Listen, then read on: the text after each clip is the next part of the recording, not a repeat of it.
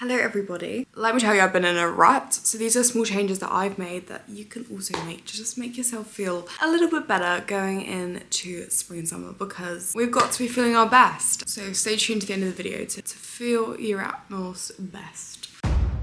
So I've broken it down into mindset, beauty and fashion. Those are kind of like the main pillars I feel like I target whenever I'm in a rut. So hopefully they're the same for you. I'm going to start off with mindset because I feel like that is my main one. And when the mental goes a bit, you need to get back on track. My first thing I say no to is waiting for the perfect moment. I've got such a terrible habit of being like, oh, but today's not the right day, or I'll do that like when I feel better. Actually, you can't rely on your mood to ever do anything. I think you just have to do it there and then in the moment. You'll feel so much better, especially just being productive or getting stuff done. If it's not, like, this is where you need to get rid of perfectionism, which I feel like I sometimes have, and it's better to do something than nothing at all. Another huge thing for me is I often put things on such a time scale. I don't know why, I kind of have an all or nothing mindset where I'm like, if it's not done by a certain date, that's it, it's over. And that is just not life. Like, at all. Things happen at different times for everyone. I think, who was it?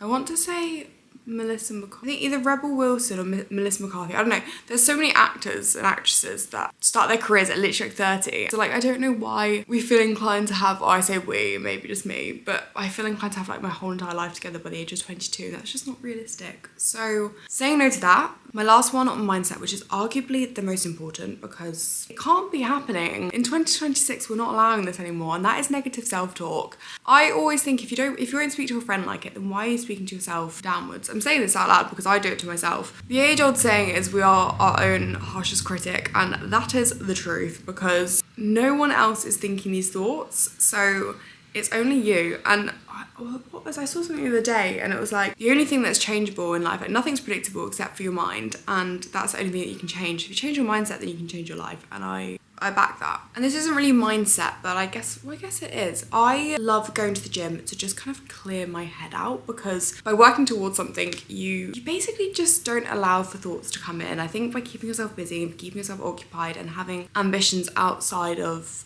work-related things or, I don't know, other life ventures, then it's just a lot more calming. Yeah, I've been going to the gym a lot actually. I've been going to the sauna, which has been good. I saw something the other day that can really help your heart condition. Wait, I don't have a heart condition. Not that I have a... that came out wrong. Your heart health, it can help. There we go, that's what I was trying to say. What is going on with that one strand of hair? I don't know. Now I'm going to move on to beauty. My first little tip and trick is to find the makeup that suits you. I think back to when you've ever been out and someone's complimented your makeup, or like a day you felt extra confident, and think, what did I do differently that day? Like for instance, I've got I did a different eyeshadow look today.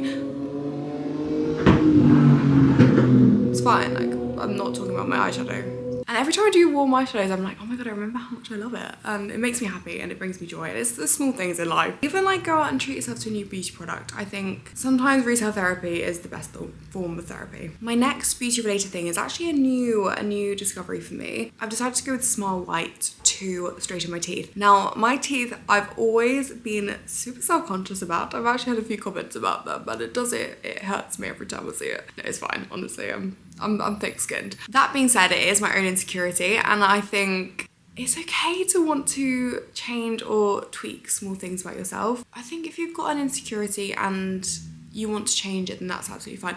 Although not thinking that that's suddenly going to make you extremely confident or, you know, tie your self-worth to that, because then that's a bit dangerous. I went in for my consultation the other day and it was so lovely. The team were really, really helpful. They did like a 3D scan of my teeth and I was like, we're gonna want to see it, because I've got one of my baby teeth still and there's no adult tooth underneath it. So when that falls out, I'm screwed. And it's near the front as well. I think it's like one of my bottom ones. But he said I'm fine for the next 5 to 7 years. So I was like, hey, phew. But yeah, I've got the molds are being made and I will be starting my journey in the next few weeks, I think. So stay tuned to see how it goes.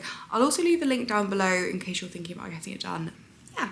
And that'll just be down in the description box, because I think like so far my experience with them, they've been such a great company and it's been so easy, because I feel like it's a really daunting process if you don't know kind of the ins and outs. So I will share more on that for sure. And lastly, sorry, I just clicked my I clip my knuckles, that's a really bad habit of mine. Lastly, beauty related, is drinking water. I've been really concentrating on my water intake, and I've noticed a huge difference. Even in my skin, I feel like it looks so much glowier. I've got a lot more energy and just feel, yeah, energized throughout the day. It's great. Who knew a life necessity could actually have its benefits? Me. But it's just one of those things that if you don't make a conscious effort to do it, then it's easy to forget. So this is your reminder.